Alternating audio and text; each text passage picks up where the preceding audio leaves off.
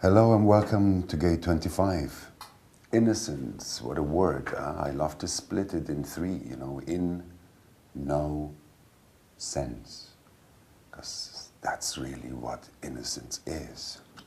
When you look at this hexagram, because, gates are something that we see there floating on the surface of the body graph, and the tendency is to look at them as a part of a channel, but they really are so much more. Particularly this gate 25, it is the design of the inanimate object, which is what any gate is all by itself.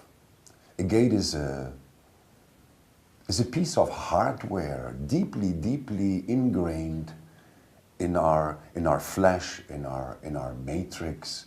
And if you read through the Rave Mechanics and you read the lines of the gates, you'll see that, we all have those things. We may resonate more to some than to others, but there isn't a single line in the Rave Mechanics that you haven't met that is not familiar to you. When you look at the hexagram 25 in the Rave Mechanics, the subtitle, speaks about the perfection of action. I mean, this is a gate of the self. And it's the perfection of action through uncontrived and spontaneous nature.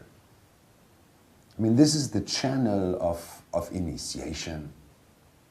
And the channel of initiation is really, what drives our mental process. It's it's so hilarious that gate 25, innocence, is a gate of the mind. When we know that the mind is the least innocent of all things. We know that the body is, so much more innocent.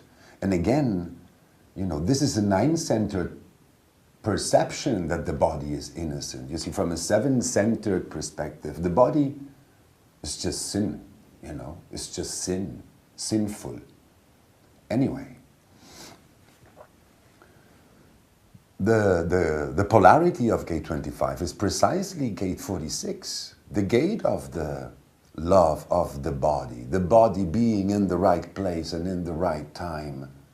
And it is that perception that we can have about this existential quality of the body, and that everything happens inside the body, that the mind can suddenly have this shock, this moment of awareness that it is not you who does the thinking. That thinking is a byproduct of the body. You see, gate 25, gate 46 as well, they're both gates of the vessel of love. And gate 46 is the love of the body. To love the body is sort of natural for us one way or another. Gate 25, we call it the gate of universal love. But what is universal?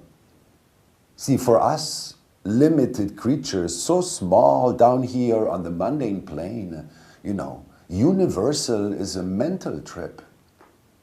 Gate 25 is the gate of the love of the mind. I mean, to love the mind, to love each one of your thoughts, whatever they are. And this gate 25, because it is pointing towards the ego and this gate of competitiveness,